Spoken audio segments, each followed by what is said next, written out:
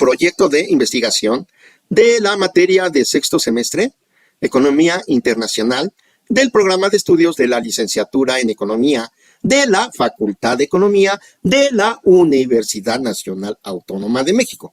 Estoy cursando mi segunda carrera. Mi primer carrera la estudié del 80 al 84 en el Instituto Politécnico Nacional y he ejercido 40 años la licenciatura en informática. Ahora, por mi gusto, estoy estudiando un área que siempre me ha gustado, que es la economía, para entender por qué México ha sido tan lento en su desarrollo económico. Bueno, esto que yo digo no es porque yo me haya dado cuenta. Muchos economistas de gran envergadura lo han dicho. De hecho, hay varios libros. Hay un libro de un catedrático que se llama, que se titula más o menos El lento desarrollo de la economía mexicana, ¿no? Y se puede ver en el PIB, ¿eh? Comparen el PIB de México con el de Corea del Sur y van a captar el por qué se tiene esta visión de nuestro tortuguismo, que tiene que ver con la corrupción también y el desvío de fondos de la mayoría de los gobernadores, de la mayoría de los presidentes de la República.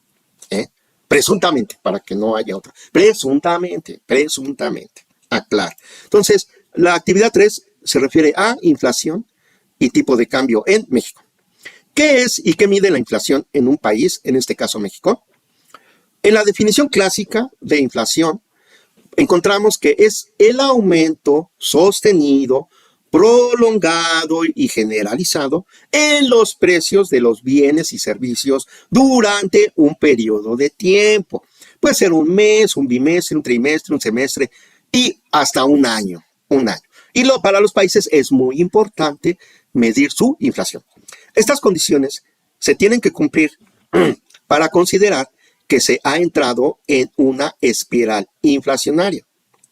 En el caso de México, se mide mediante el Índice Nacional de Precios al Consumidor, el famoso índice INP de Pedro, C de casa, que evalúa la variación porcentual en los precios de una canasta básica configurada, la cual es representativa de los bienes y servicios básicos consumidos por la población para su supervivencia y pues para llevar una calidad de vida regular, ¿no? Digamos, es con el dicho eso, trabajo como negro para vivir apenas como prieto, ya ni como blanco. Entonces, acuérdense ese dicho, trabajo como negro para vivir como blanco. No, pero yo lo corrijo. En el caso de México es trabajo, y no es xenofóbico, no es por los negritos. No es xenofóbico, es un dicho popular. Trabajo como negro para vivir apenas como prieto mexicano. Yo soy prieto. Una anécdota es cuando entré a Suecia por primera vez, por mar, llegué a la ciudad de Malmö. Ahí entré y dije, a ver si paso desapercibido, ¿no? O sea, todo el transbordador era de suecos.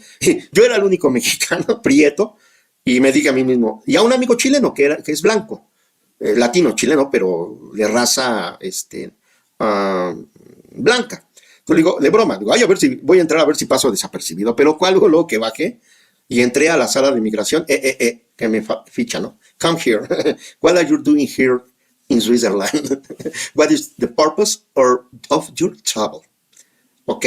Bueno, el Banco de México y el Instituto Nacional de Estadística y Geografía, el INEGI, son las instituciones responsables de calcular y publicar este indicador mensualmente, en un periodo mensual de publicación. Mínimo, porque también está el semestral y el anual.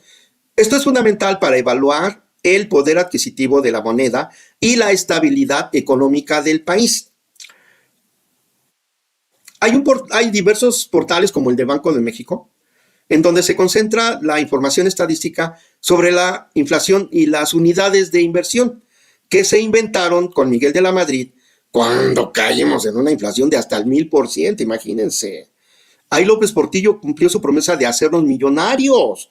Nos tuvimos que hacer millonarios porque un kilo de carne costaba 100,000 pesos, un chicle costaba 30,000 pesos, un refresco de trasero, o sea, de cola, costaba, pues no me acuerdo, como 500 pesos o 1,000.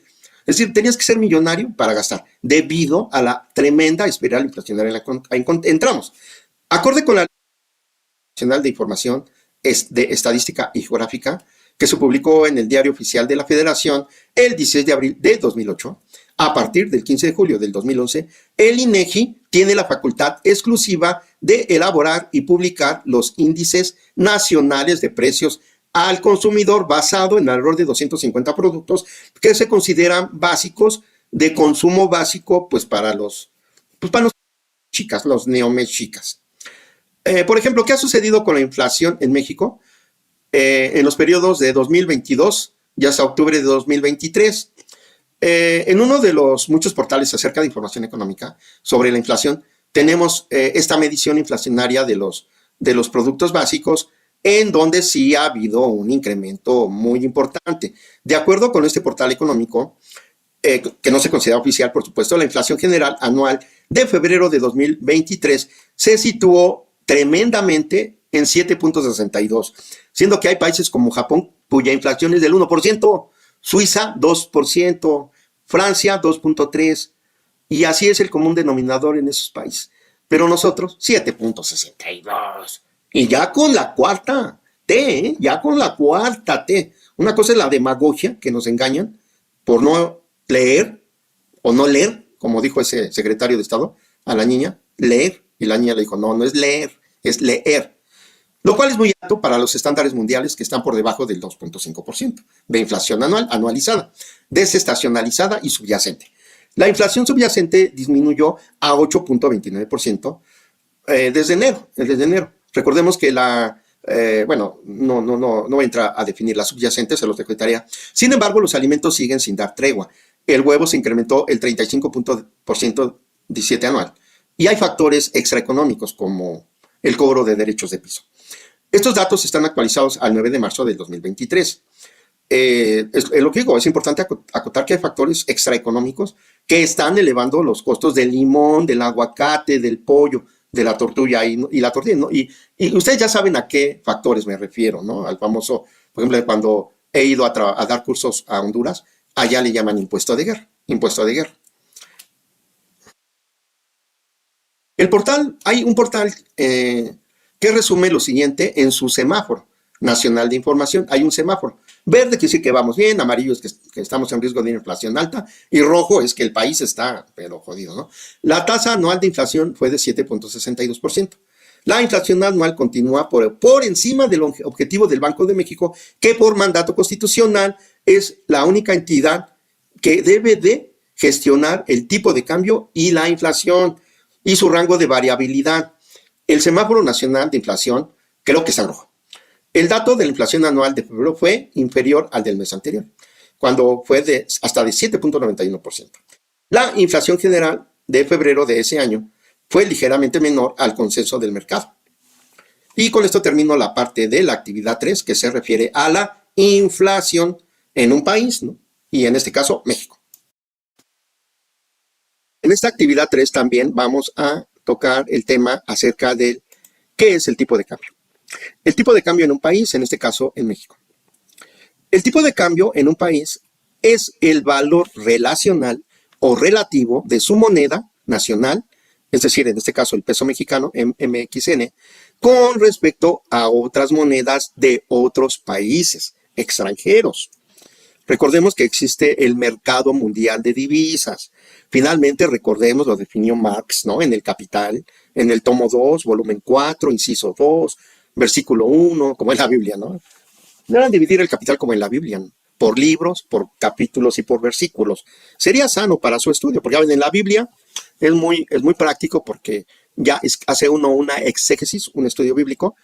Entonces ya lo fundamentas, dice, bueno, de acuerdo como dice en Primera de Juan, capítulo 2, versículo 4, bla, bla, bla, bla. Pues yo recomendaría que el Capital, que es una obra portentosa, equivocado o no, Marx, estén de acuerdo o no, porque ya hay cosas que están obsoletas, pero lo que cuenta es el esfuerzo de abstracción mental de este hombre para escribir esta obra monumental, que es compleja de entender, no se entiende a la primera, a la segunda medio sabes por dónde va la cosa, a la tercera ya tienes una pista, a la cuarta pues ya como que la entendiste, a la quinta dices, bueno, creo que ya la entendí, Y así, o sea, todos esos que se dicen socialistas, entonces dice, viva la revolución socialista, y te hablan que el marxismo y todo, digo, no han ni siquiera leído el prólogo del Capital o han leído la parte que les conviene para su demagogia. Porque aquí en la UNAM llevamos, creo, son 3 o 4 semestres de economía política, en donde le damos una medio, repasada a la obra del Capital de Marx, y como que todavía hay dudas. O sea, es una obra para estudiarse mínimo, exclusivamente unos 5 años, mínimo, para entender a este genio, Bueno, entonces, como les decía el Marx, pues finalmente establece que un equivalente general es la moneda, y sintetiza que finalmente pues la moneda es una mercancía como otra, ¿no? Por lo tanto, pues hay un mercado, actualmente pues hay un mercado internacional de divisas. Este mercado pues se identifica por el tipo de cambio. Entonces, mide cuántas unidades de esa moneda no local equivale, es relativa a una moneda extranjera. Eso se necesita para adquirir el valor de, por ejemplo, nuestro peso mexicano y viceversa, o sea, el valor frente al dólar, frente al euro, el yen, frente al euro, si ya lo dije, al chino, no me acuerdo ahorita, el yuan. Entonces, diario, hay un mercado de divisas que determina cuánto cuesta mi peso frente al dólar, o cuántos pesos necesito para comprar un dólar americano, o europeo, o cuántos euros se necesitan para comprar un peso mexicano, cuántos dólares para adquirir un peso mexicano. Por ejemplo, ahorita ha ganado terreno el peso mexicano y se requieren 20 pesos para comprar un dólar, y fíjense también para un euro, 20 pesos, pero se requiere, no sé, 10 centavos de dólar para comprar un peso mexicano. Entonces, ¿eso quién lo mide? La tasa de cambio, el tipo de cambio. Entonces, el tipo de cambio es determinado e influenciado por varios factores económicos y financieros, como son, número 1, la oferta y la demanda de divisas; número 2, las tasas de interés; número 3, la política monetaria del país; las condiciones económicas globales de ese país, es decir, el tamaño de la economía de ese país. Ahorita, en el PIB bruto global, México desde 1954 se la pasa entre el lugar 10, 11, 12, ¿no? A veces está en el 10, a veces en el 11, a veces en el 12, luego baja al 11, luego baja al 10. Eso es en cuanto al PIB global, pero en cuanto al PIB per cápita, México está como en el lugar 40, 45, y ese es el que cuenta. Entonces, el tamaño de la economía también sirve para respaldar una moneda, un tipo de cambio. Y por supuesto, como quinto punto, los eventos geopolíticos. En México, el Banco de México, Banjico, es la institución por constitución encargada de determinar el tipo de cambio y cuidar, ¿verdad? Salvaguardar, proteger el peso mexicano contra las principales divisas, el dólar y el euro y el yuan.